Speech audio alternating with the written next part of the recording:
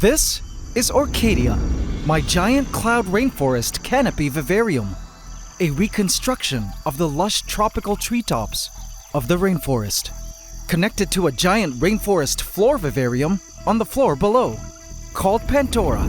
Through these living vivaria, I study the dynamics of wild ecosystems in an ongoing quest to uncover Mother Nature's most hidden biological secrets. But I've learned that our rainforest lives a double life. There's the rainforest by day, when diurnal creatures are awake and active, and then there's a rainforest by night, when all diurnal creatures go to bed and the nocturnal team of life comes out to play. And I've come to discover this rainforest of the night is a completely different beast, full of the wildest creatures, strange life forms, new characters, and bold armies that can go to war at any moment. What strange and wild discoveries can we make on a night walk through our rainforest within glass? It's time to find out, here on the AntsCanada Ant Channel.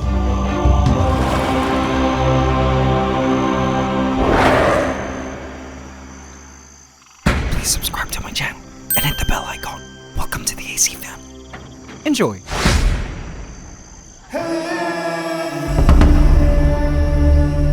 Snap, our resident sun skink, was getting in his last bit of basking time before bed. In the canopy, a pregnant jumping spider was looking for a place to retire for the night. All the daytime animals of the rainforest were wrapping up a full day of activity as the rainforest was gearing up for its nightly transformation. But before the rainforest moves into its night shift, an event was about to take place, involving the release of a brand new queen. I held Anidu, our new massive queen of the trees, up to the light. Let's hope she survives whatever killed the others before her. I released her into Orchadia, where she leaped onto a vine. Anidu, a species of giant grasshopper of the bush cricket family, was the 6th specimen of bush crickets I've attempted to introduce into the forest. But all bush crickets before her have vanished, likely falling victim to predation by the various predators lurking around the rainforest. Looks to me like she had survived an altercation of her own with a predator before catching her from outside. She had a missing leg. But Anidu here was the biggest orthopteran I've ever seen in my life, and I hoped her size would provide her a greater chance of survival in our rainforest. I needed her to survive, to help control the growth of the leaves. With grace and ethereal beauty, Anidu made her way up the vine.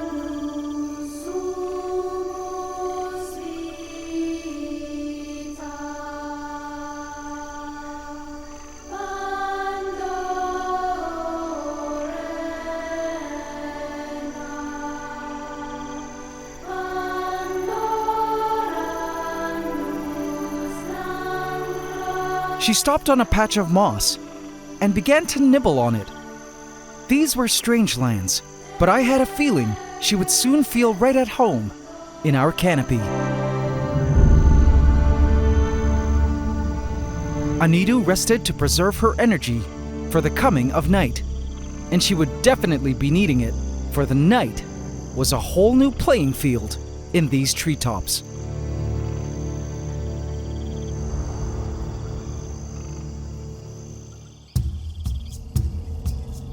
A Dolly Chotterus ant was working the graveyard shift, standing over a mealybug from which it was hoping to drink honeydew. "Hey, what's up?" a coworker approached. "Just milking this mealybug." Together the ants stroked the mealybug with their antennae to stimulate it to release the goods. These mealybugs are the primary sugary food source for all the ants of the rainforest, a valuable ant resource worth warring over. In fact, the rainforest was full of various different colonies of ants, each with slightly different lifestyles, but at times engage in warfare with competing ant species. The enemies and most dangerous ants of the rainforest are the invasive species, of which there are 3. There's one of them now, a black crazy ant, a highly invasive species, swooshing through the branches, too fast for the Dolichoderus ants to notice. So far they haven't caused any trouble, but this species has been highly destructive in the past, and I had to trap and vacuum them up to help save the rainforest ecosystem they were about to collapse. I'm sure we'll run into other invasive ant clans as we snoop around the rainforest tonight. But meanwhile, snooping around the rainforest was the business of a lot of the rainforest creatures at this time that were just waking up. The geckos were hungry and had emerged from their sleep to hunt for prey. This young gecko, with eyes perfect for spotting prey in the dark, was looking for appropriately sized insects to eat tonight. There's a whole self-renewing population of these geckos in our rainforest now. And like a forest ranger, I've been monitoring their droppings. Beautiful poop. And a good sign the geckos are healthy.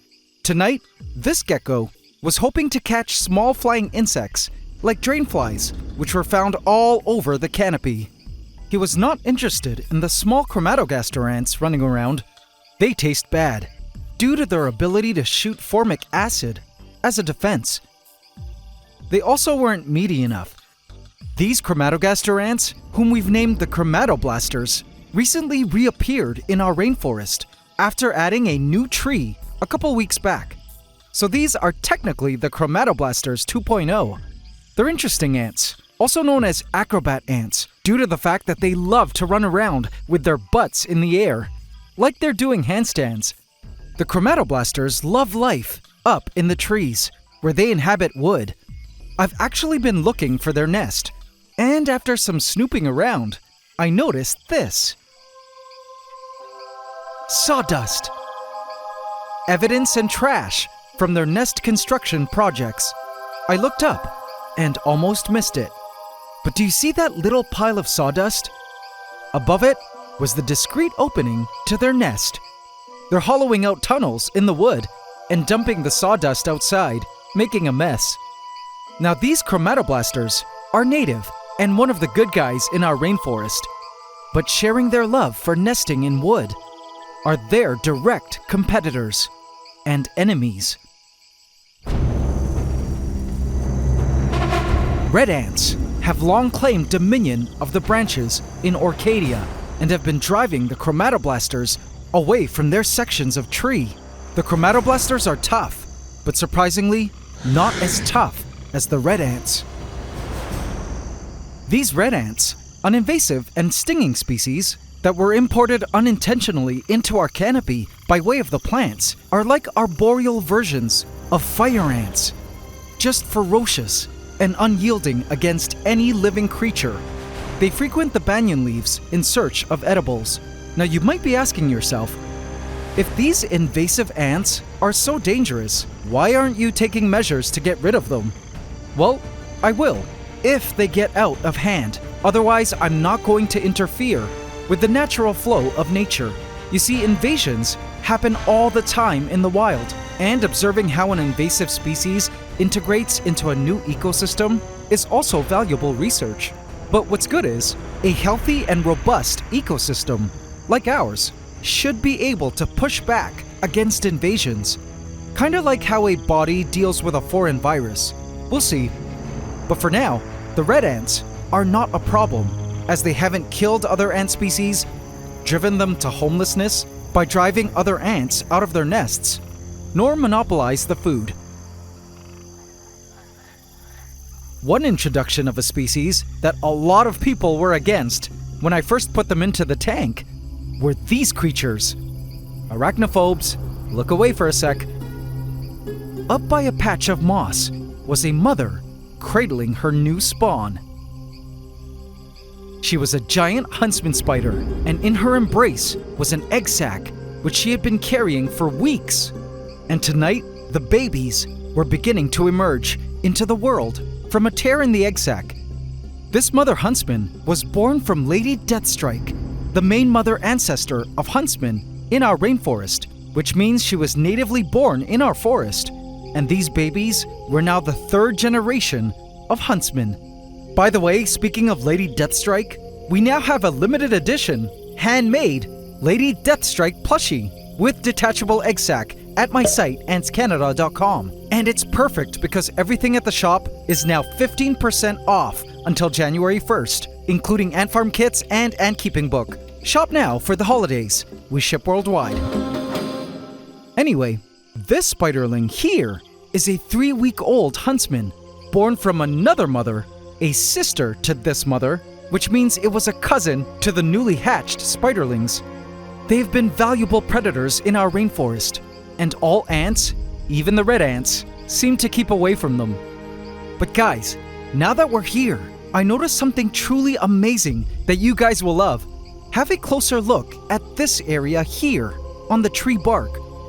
It looks like just an ordinary space of bark, but if you look closely, there is a ton of life that has developed here. I see mites, random creatures, springtails, and even a centipede.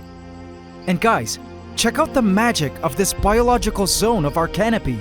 Organic compounds, like tannins, leach from the wood and leaves of the treetops. This runoff gathers in natural pools in the canopy. Example, tree hollows, natural bowls formed in branches, and cracks of bark. It's essentially a natural tea that offers valuable nutrients for plants and animals. Furthermore, creatures drown in the puddles and decay, as well as fallen leaf litter, which adds to the potent brew of nutrients. And the life forms that benefit from it are abundant. New plants are springing forth from these treetop wet areas, nourished by the tea. The banyan trees, who have roots invested in these areas, are just blooming with joy from the nitrogen.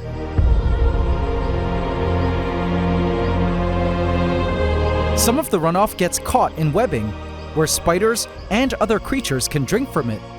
It's amazing how our canopy is self-nourishing and self-generating, a great sign of a working ecosystem.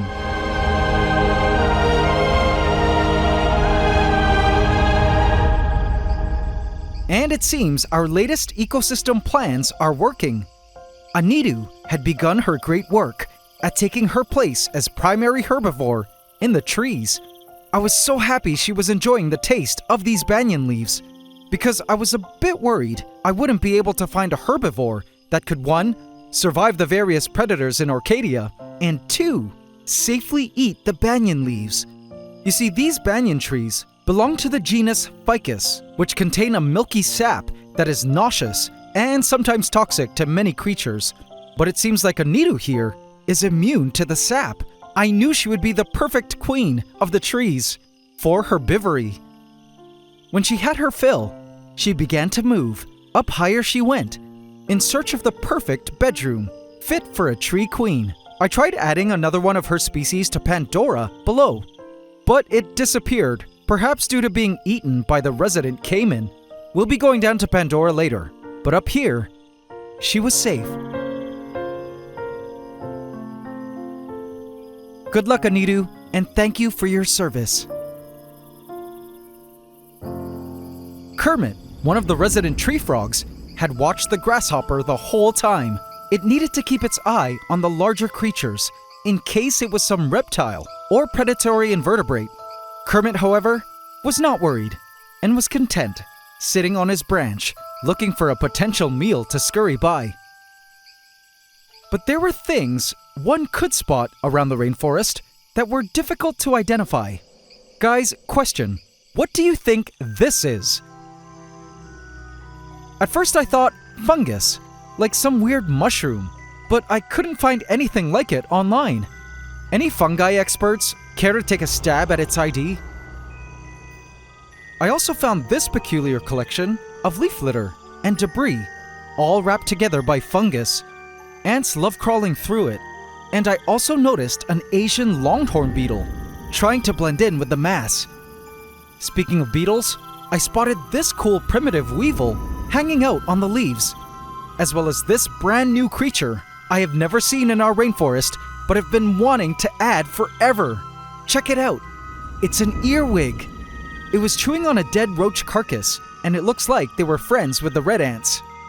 Overall, it seemed our Canopy ecosystem, which has taken some time to develop, is looking A-okay. But now it's time to head down to the forest floor to Pandora, whose ecosystem is even more evolved and robust.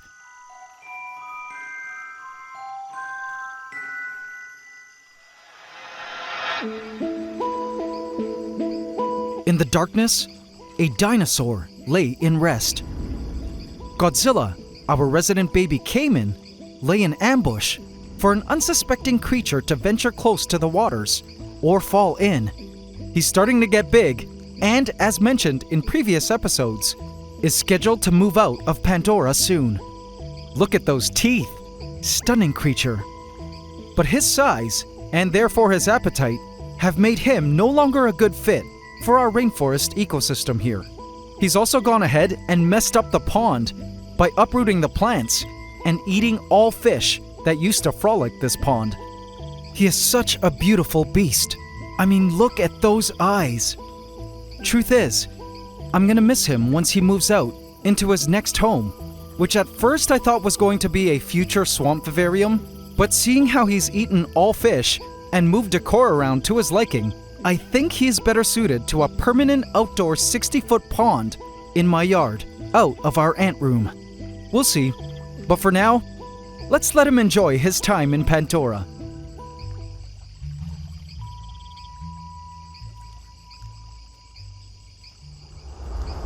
While the nocturnal creatures were wide awake now, others were catching a quick snooze. A golden carpenter ant was asleep on the glass. They usually have night shift workers, so that work happens around the clock. But this night shift worker seems to be in the middle of a nap, which the busiest ants in an ant colony make sure to do hundreds of times a day, so they can work around the clock both day and night. I spotted a cool new fly on a leaf. I loved its rad design. Hunting such prey insects were more Huntsman. These incredible giant trapjaw ants with their enormous bear trap-like mandibles, which can shut at record speeds and lethal pressures the moment trigger hairs between the jaws are touched. And Asian bullet ants, also out hoping to catch prey. Under some driftwood, a land crab was resting, also waiting for prey to scuttle by. In the soil, I spotted a tunnel which belongs to the nomads, a massive colony of gnome ants.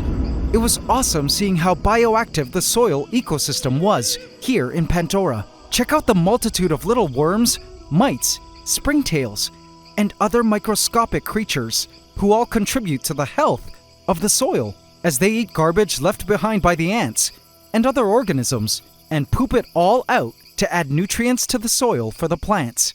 Even algae seems to be growing in certain parts. Imagine living in a home that is self-cleaning. It's yet again the true magic of a healthy and working ecosystem. So you see, the rainforest at night is far from asleep. There's a quote by a man named Nikolaj Bergiev that says, "The night is not less wonderful than the day. It is not less divine. In the night the stars shine, and there are revelations that the day ignores." Although most of this series has been centered around daytime happenings, mostly because I can't stay up long enough to capture everything that goes on at night in the Vivaria, the transformation of the rainforest into its very lively night world is vital to the rainforest's well-being. Mother Nature seems to run on cycles, perhaps because this is just how life managed to evolve, or was designed that way. Due to how our planet spins and travels around our sun, the Earth shares a rotating day and night phase, so all of life has simply evolved based on such an energy template. It's why for me, the daytime-nighttime cycle has been one of the coolest things to witness in this project. The biological interactions and events that take place at night are pretty mind-blowing, considering how complex and beautiful the night ecosystem is, with the coming of new generations, the finding of new discoveries, and the pondering of peculiar mysteries, how we welcome new players to the food chain and enjoy the final days of old ones. I went to bed, exhausted, but heart full.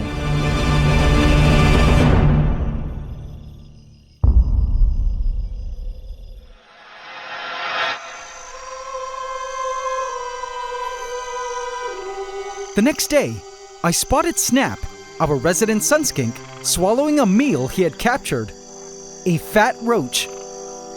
He devoured it like a velociraptor eating a Jurassic Park staff. When he was done, he basked on top of the pothos to digest in peace. But nearby, at the top of the stump, a ghostly force was boiling up from within that made my heart drop into the pit of my stomach. Oh no, so this was where they were living. The rainforest's third invasive enemy, a super colony of ghost ants, had moved into the stump, home to a variety of native ant species and one termite species. This was bad. The ghost ant incursion had begun.